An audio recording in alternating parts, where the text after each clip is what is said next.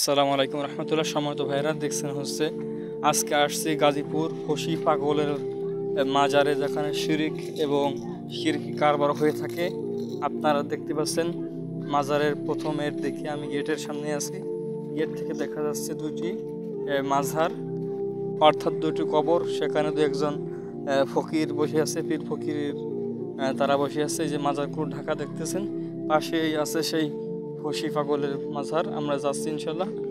জি ভাইরা, দেখছেন সামনে যে একজন ভাই দাঁড়িয়ে আছে, সে একজন শিরকি কাজ করতেছে মাজারের পাশে বসে। যে ফসি পাগলের মাজার, এখান থেকে দেখা যাচ্ছে যে তাওহীদি জনতা ভেঙে চুরমা করে দিয়েছিল।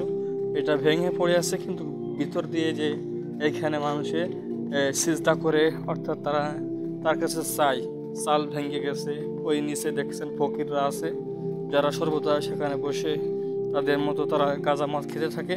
পাশেই আমরা দেখলাম এখানে হচ্ছে আমাদেরকে ঈদ দিতে চাচ্ছিল,